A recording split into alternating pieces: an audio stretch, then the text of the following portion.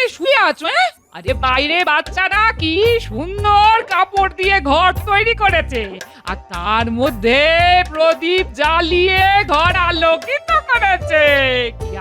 কি আলো কোথাও কোনো অন্ধকার নেই গো, আর তুমি ঘরে শুয়ে আছো। কি বলে কি বলে কি বলে? আরে বলছি বাইরে এসে দেখে যাও না, ছোটরা কি সুন্দর আলোর ঘর তৈরি করেছে, কাপড় দিয়ে ঘর বানিয়ে তার মধ্যে প্রদীপ জ্বালিয়ে এই চার কোণা একেবারে আলো করে রেখেছে।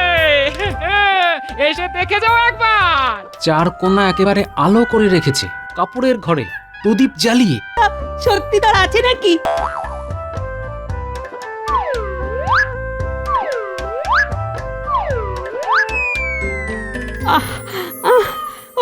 বাপরে বাপ, দাদুর গায়ে এত জ্বর যে কেউ তুলতেই পারলাম না। আগেই বলেছি না তুলতে পারবি না, কিন্তু আমি যে উঠতে পারছি না, কিছু একটা ব্যবস্থা কর না।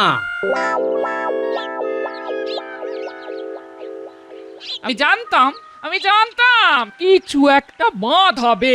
ওই পই পই পই করে বলেছিলাম ঠিকঠাক করে চলাফেরা করতে, তো শুনলো আমার কথা। এখন কোমর ভেঙে পড়ে থাকো। আচ্ছা পুঁটি তুই বল, আমি কি কিছু করেছি? মা কালীর একটা গান বানাচ্ছিলাম, উঠতে পারবো না সেটা কি আগে জানতাম বল? ওই দেখো দেখো, কালী কীর্তন নাকি গাইছিল। ওই হেড়ে গলায় গান মায়ের সহ্য হবে কেন? এবার আমি কি করি? এই কোমর ভাঙা লোকটাকে নিয়ে আমি যাই কোথায়? ও মা গো মা, এই বোকা শোকা লোকটাকে আবার দাঁড় করিয়ে দাও মা, আমি মানত করছি, এবার তোমায় পুজো দেব মা। মাগো হে মা কালী, আমি তো আমার জন্য কিছু চাইনি মা, এই লোকটা মানুষ খুব একটা খারাপ নয়, এর কোমরটা ঠিক করে দাও মা।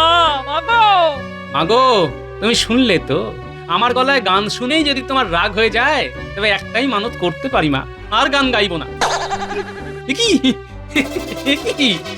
এই যে আমি উঠতে পারছি, বলতে আমার হাতটা ধর তো। এই যে দাদু, এই তোমার হাত ধরলাম, এবার ওঠো।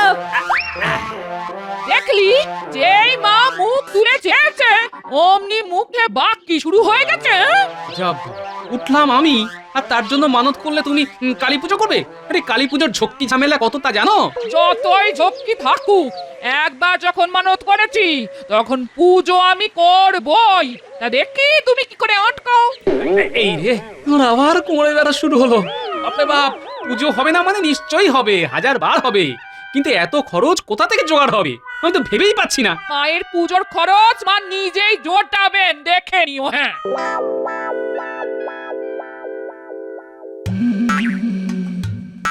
হুজুরের কি আজকে মন খারাপ? হ্যাঁ, মনটা আজ ভালো নেই। বারবার মনে হচ্ছে আমার চারদিকটা অন্ধকার হয়ে আছে, কিছুতেই আলোর রোশনাই দেখতে পাচ্ছি না উজির। না মানে মানে আপনার স্বাস্থ্যের খোঁজ নেওয়া আমার কর্তব্যের মধ্যেই পড়ে কিনা, তাই জিজ্ঞেস করলাম আর কি। হ্যাঁ, সেটা তুমি ঠিকই করেছো, তবে এত অন্ধকার আমার ভালো লাগছে না। তুমি কিছু একটা ব্যবস্থা করো যাতে সব সময় আমার চোখ আলো দেখতে পায়। হুজুর, আপনার সাম্রাজ্য এত বিস্তৃত যে তার সব জায়গায় আলো পৌঁছে দেওয়া এই মুহূর্তে কিছুতেই সম্ভব নয়। তুমি যেভাবেই হোক আমার চারিদিকে আলোর ব্যবস্থা করো। হুজুর হুজুর, শুনেছি কৃষ্ণনগরের রাজা কৃষ্ণচন্দ্রের এক সভাসদ আছে, তার নাম গোপাল, তার নাকি খুব বুদ্ধি। দেখুন ওর বুদ্ধিতে ও কিছু করতে পারে কিনা। এই কথাটা মন্দ বলনি তুমি। সামনেই তো কালী পুজো, মানে আলোর উৎসব। রাজা কৃষ্ণচন্দ্রের রাজ্যে নিশ্চয়ই বড় করে কালী পুজো হবে। সে সময় আমি কৃষ্ণনগরে যাব, তখন আমার চারিদিকে এত আলোর ব্যবস্থা করতে হবে যেন চারিদিকে কোনো অন্ধকার না থাকে। জি হুজুর, তাই হবে। তবে এমনি এমনি এই কথা বললে মহারাজ তা নাও বুঝতে পারে, তাই আমার মনে হয় ওদের সবাইকে এখানে ডাকা যেতে পারে। কিন্তু একটা কোনো অজুহাত তো দেখাতে হবে, কি বলে ডাকা যায় ওদের? আপনি পত্রে বলবেন যে সেই দূরের দেশ থেকে আম এসেছে, সেই আম আপনি মহারাজ সহ সবাইকে খাওয়াতে চান, এই অজুহাতে ওদের ডেকে আনা যেতে পারে। হ্যাঁ, কিন্তু এখন আম পাবো কোথা থেকে? হুজুর এই ব্যাপারটা আমার ওপর ছেড়ে দিয়ে দেখুন না আমি কি করে আম জোগাড় করি। ঠিক আছে, তোমার ওপর আমার আস্থা আছে, যা করা তা তাড়াতাড়ি করো। মহারাজ, নবাব আপনাকে একটা চিঠি পাঠিয়েছেন, মানে আমাদের সকলকে তিনি ওখানে উপস্থিত থাকার আমন্ত্রণ জানিয়েছেন। আহ, কি আবার হলো? এখন সামনে কালী পুজো, কত কাজ বাকি, সেগুলো ছেড়ে নবাবের দরবারে যেতে হবে। আহ, কি আশ্চর্য আবদার! তা নিমন্ত্রণের কারণটা কি জানিয়েছেন তিনি? হ্যাঁ মহারাজ, কারণটা খুবই মামুলি। নবাব আমাদের আম খাওয়াবেন, কোন এক সুদূর স্থান থেকে তিনি আম আনিয়েছেন। এই অসময়ে আম? মহারাজ, আমার কেন জানি সন্দেহ হচ্ছে। সন্দেহ করাই তোমার কাজ। নবাব নিজে আম আনিয়ে আমাদের তা খাওয়াবেন বলে ঠিক করেছেন, আর এই ব্যাপারকে তুমি সন্দেহের চোখে দেখছো? হ্যাঁ, এই ব্যাপারটাতে সন্দেহের কোনো কারণ নেই গোপাল। নবাব যখন ডেকে পাঠিয়েছেন তখন তো আমাদের যেতেই হবে। না মানে আমার মন তো বড়ই কুটিল, এই খারাপ কথাটাই আগে মনে আসে, তাই এত কথা বলে ফেললাম। নাও নাও নাও, তাহলে যাবার প্রস্তুতি নিয়ে নাও।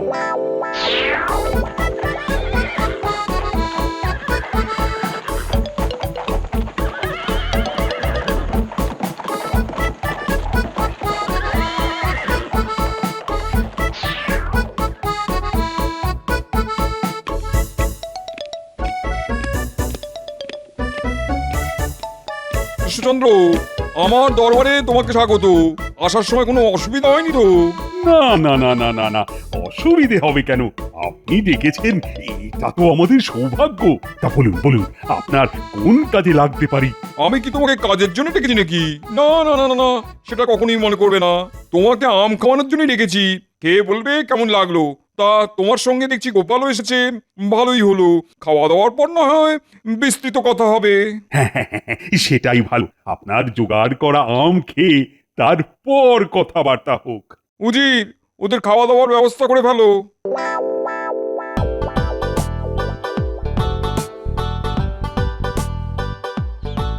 হ্যাঁ রে, লোকটা যে ড্যাং ড্যাং করে মহারাজের সঙ্গে নবাবের কাছে চলে গেল তো গেল, এরা নাম নেই। এদিকে পুজোর কি হবে? তুমি এত চিন্তা করছো কেন? মহারাজের সঙ্গেই তো আছে দাদু। নোলা দেখ তোদের দাদু কোথায় গেছে? হ্যাঁ, নবাবের দরবারে। কেন গেছে? আম খেতে। এই সময় আম কোত্থেকে পাবে জানি না বাবা। তোরা কাজকর্ম যা আছে তা সেরে পুজোর কাজে আমাকে সাহায্য করিস। হ্যাঁ, আমি একা হাতে কতটুকু করতে পারবো জানি না বাবা। হ্যাঁ, চিন্তা করো না তো, আমরা তো আছি নাকি? কৃষ্ণচন্দ্র খাওয়া পছন্দ হয়েছে? আমার সেরা বাবুর্চিকে দিয়ে তোমাদের রান্না করানো হয়েছে। আহ, তা খাওয়ার স্বাদ যেমন জিভে লেগে রয়েছে, আপনার বাবুর্চির কোনো তুলনাই নেই। আমাদের খাওয়া দাওয়া একটু বেশিই হয়ে গেছে। আসলে এত ভালো স্বাদ যে বেশি না খেয়ে উপায় নেই। কি গোপাল, খাওয়ার ব্যাপারে তোমার বেশ নাম ডাক আছে শুনেছি, কিন্তু আজ তেমন করে খেতে তো দেখলাম না। আগে নবাব যা খাওয়ার তাই তো খেয়েছি, এখন অপেক্ষা করছি কখন আম আসবে। আসবে আসবে, ঠিক সময় আসবে। আমাদের ফল খেতে হয় সব শেষে, তাই না উজির? হ্যাঁ হুজুর, হ্যাঁ, শেষ পাতে ফল খাওয়াই আমাদের রীতি। একটু অপেক্ষা করুন, হ্যাঁ একটু একটু, আপনাদের প্রিয় ফল এক্ষুনি এসে যাবে।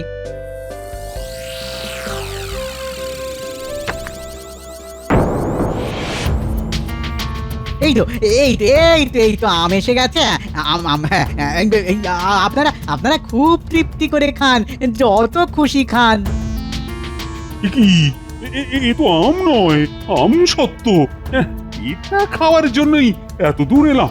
নবাব কি আমাদের সঙ্গে রসিকতা করলেন? নবাব কারোর সঙ্গে রসিকতা করে না। আম সত্য কি আম থেকে হয় না? তাহলে আম সত্য কেন আম হবে না? আপনার এই ধরনের ব্যবহার কিন্তু আমি আশা করিনি নবাব। খুবই অপমানিত বোধ করলাম।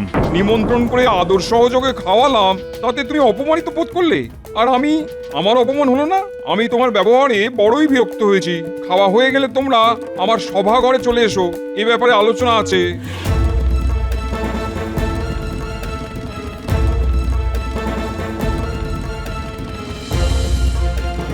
আমি তখনই বলেছিলাম নিশ্চয়ই নবাবের কোনো মতলব আছে। হয়তো সেটা ঠিকই, মহারাজের সঙ্গে আমরাও খুব অপমানিত বোধ করছি, কিন্তু শত হলেও তিনি নবাব, তার কথায় এমন উত্তর আপনি না দিলেই পারতেন। হ্যাঁ, এটা আপনি কি বলছেন? নবাব বলি তার সব কথা মেনে নিতে হবে? আমাদের মহারাজ একজন রাজা, তিনি অপমানের জবাব দেবেন না? গোপাল তো ঠিক কথাই বলেছে, হতে পারেন তিনি নবাব, কিন্তু রাজা হয়েও যদি তার উত্তর দিতে না পারি তবে তো আমার রাজা থাকার কোনো মানেই নেই। এবার চলুন নবাবের কি কথা আছে শুনে আসি। উফ, উজির, তোমার বুদ্ধির কোনো তুলনা নেই। কৃষ্ণচন্দ্র এতটাই রেগে গেছিল যে আমাকে অপমান করা ছাড়া তার কোনো উপায়ও ছিল না। বেশ ভালো করেছো, আমি খুব খুশি হয়েছি। বলুন বলুন নবাব, আমাদের সঙ্গে আপনার কি কি কথা আছে? আমরা তো আজই কৃষ্ণনগরের উদ্দেশ্যে রওনা হয়ে যাব, তা যা বলার এক্ষুনি বলুন। তোমার রাগ এখনো যায়নি দেখছি।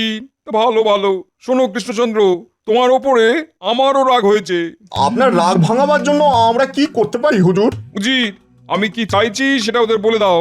আর কৃষ্ণচন্দ্র, এই কাজ যদি আমার মনের মতো না হয় তাহলে বাধ্য হব তোমার রাজ্য কেড়ে নিতে। আগে কাজটা সম্ভব না অসম্ভব সেটা তো শুনি, তারপর না হয় বলবো আমাদের দ্বারা হবে কি হবে না।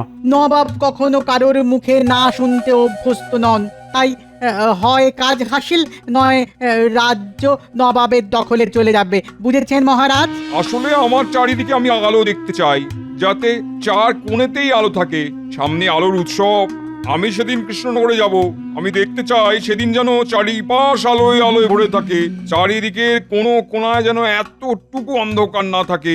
আমার কথা কি আমি বোঝাতে পেরেছি? গোপাল, এটা কি সম্ভব?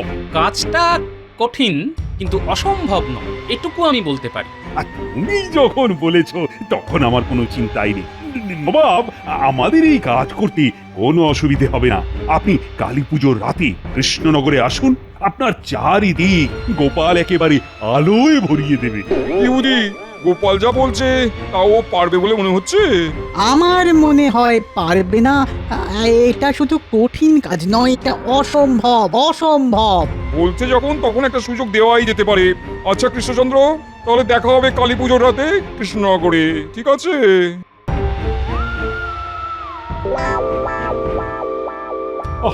এ কি বিপদে পড়লাম বলতো? কি করে সম্ভব এই বিপদ থেকে উদ্ধার পাওয়ার?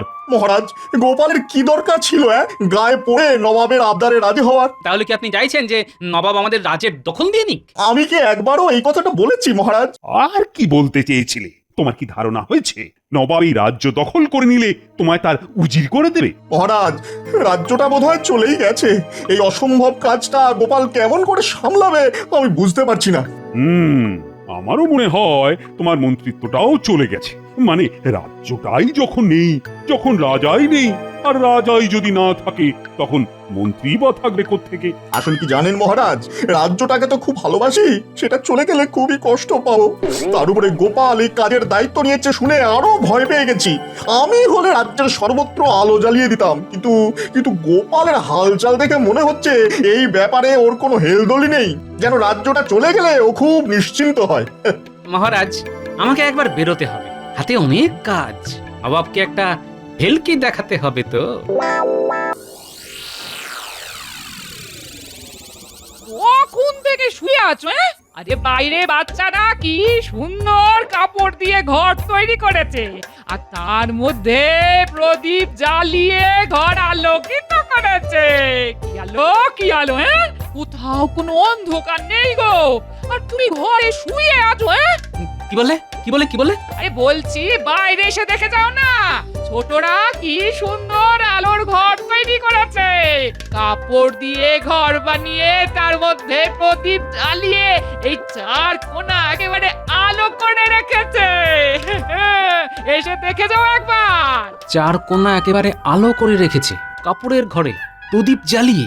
বাহ বাহ বাহ বাহ বাহ, এটাই তো শুনতে চাইছিলাম। ব্যাস হয়ে গেছে, এবার নবাবকে কাত করা যাবে। কাল সকালে একবার বিজ্ঞানীর বাড়ি যেতে হবে। আরে গোপাল, এসো এসো, এই বিপদ থেকে কি করে উদ্ধার পারে সেটা ভেবে দেখেছো? একটা উপায় বের করেছি বিজ্ঞানী।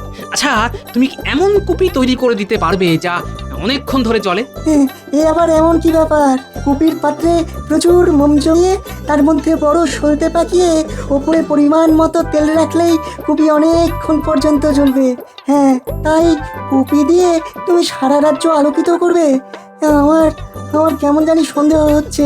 না না না না না, এভাবে নয়, এভাবে নয়। আমি তোমাকে কথাটা জিজ্ঞেস করলাম এই ভেবে যে কতক্ষণ পর্যন্ত আলো জ্বালিয়ে রাখা যায় তা জানতে। মোম যত বেশি হবে ততই আলো বেশিক্ষণ জ্বলবে। হ্যাঁ,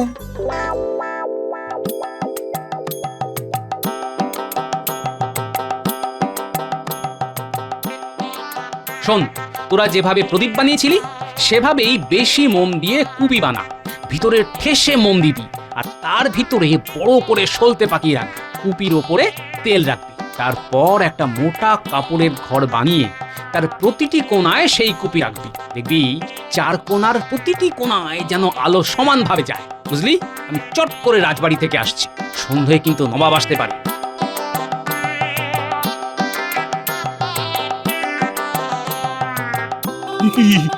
এরকম একটা বিপদের দিনে গোপাল হাওয়া। আমি তো মহারাজ আগেই বলেছিলাম গোপালের উপরে এতটা ভরসা রাখবেন না। ও আপনার কাছ থেকে বাহবা নিতে গিয়ে এত বড় একটা মিথ্যে কথা বলে গেল যে নবাবকে নাকি রাজ্যের 4 কোণা অব্দি আলো দেখিয়ে দেবে। এখন কি করি বলো তো মন্ত্রী? নবাবের কাছে নথি স্বীকার করেনি, মানে মাপ চেয়েনি, তবে তো রাজত্বটা থাকতে পারে। কি বলো? আমার মনে হয় এখন রাজত্ব দিয়ে দিন, তারপর নবাবের রাগ কমে গেলে আবার চেয়ে নেওয়া যাবে। কি বলেন? খারাপ বুদ্ধি দিলাম? হ্যাঁ, না, তা দাওনি ঠিকই, কিন্তু এতদিনে রাজত্ব ছেড়ে কোথায় যাই? আমার কথাই হচ্ছিল বুঝি। হবে না? নবাব আসার সময় হয়ে গেল কিন্তু তোমার কোনো পাত্তাই নেই। বলি ভেবেছোটা কি তুমি? ভেবেছোটা কি মহারাজের রাজত্ব এখন চলে যাওয়ার মুখে, আর তুমি এসেছো মস্করা করতে? ছি ছি ছি গোপাল, তোমার কাছ থেকে এরকম ব্যবহার পাবো তা কিন্তু আমি স্বপ্নেও ভাবিনি। মহারাজ, আমি কি করলাম তাই তো বুঝতে পারছি না। কি করলাম মানে? আরে নবাব এসে পড়লো বলে তুমি তো তাকে বলেছিলে 4 কোণে নাকি আলো দেখাবে, তো তার কি ব্যবস্থা হলো? ব্যবস্থা করেই তো আসলাম মহারাজ। নবাবকে শুধু আমার বাড়ির সামনে যেতে হবে। নবাব যত আলো দেখতে চান তার থেকেও বেশি আলো দেখিয়ে দেব।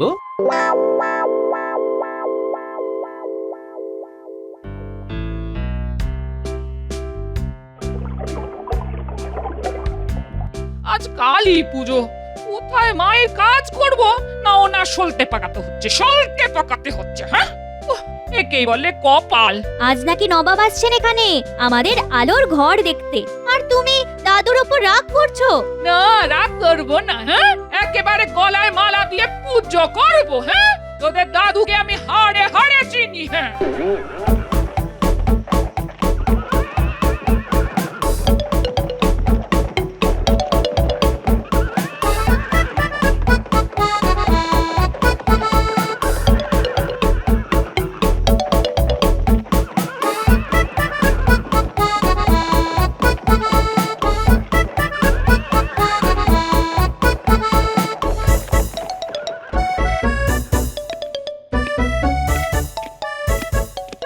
আসুন আসুন নবাব, আজ আমার কি সৌভাগ্য, আপনি আমার রাজ্যে পা রাখলেন। আমি তো পা রাখতে আসিনি। গোপাল যদি তার প্রতিশ্রুতি না রাখতে পারে তবে কি হবে তুমি নিশ্চয়ই জানো কৃষ্ণচন্দ্র। উজির, তুমি কৃষ্ণচন্দ্রের কাছ থেকে রাজ্যের সবকিছু বুঝে নাও, আমার কিন্তু একদম সময় নেই।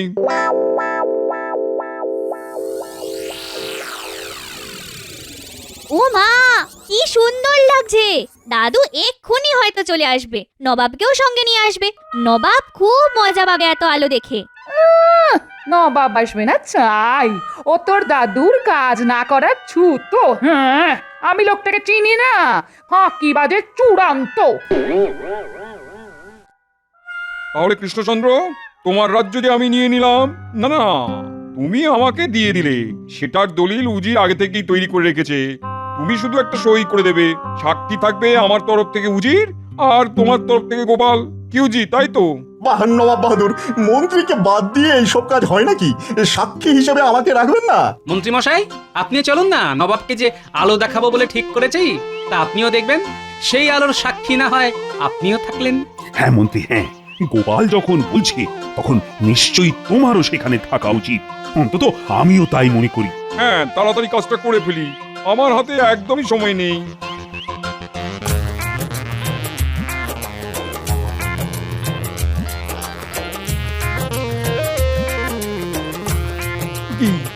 সব যে অন্ধকার। গোপাল, তুমি যে বলেছিলে আমায় আলো দেখাবে, তার কি হলো? হবে হবে হুজুর। আসুন নবাব বাহাদুর। মহারাজ, আপনিও আসুন।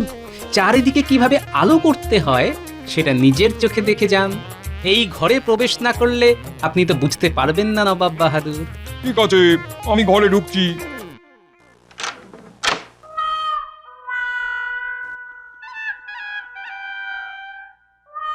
আমি সব জানি হুজুর, জেনে শুনেই এত বড় ঝুঁকি নিয়েছি। আর এটাও জানি, আমি যদি আপনার চারদিকে আলো দেখাতে না পারি তবে এই রাজ্যের কি হবে।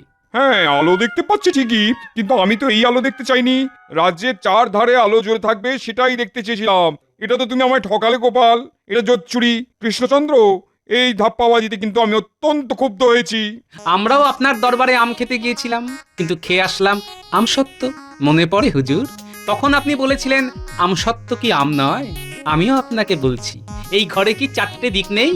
আপনি আপনার চারদিকে আলো দেখতে চেয়েছিলেন, তা তো আপনি দেখতেই পাচ্ছেন।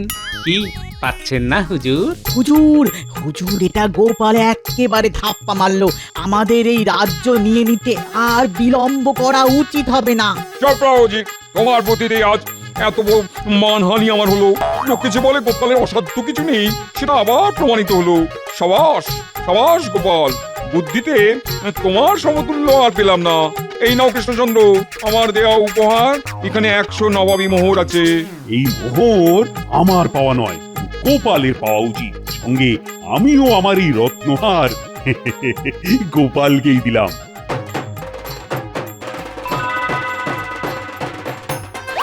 আর এই যে আমার মন্ত্রী, ওকে যদি আপনাকে দান করি, আপনি কি তাকে গ্রহণ করবেন? পরিবর্তে যদি গোপালকে চাই, নিশ্চয়ই তাতে তুমি রাজি হবে না।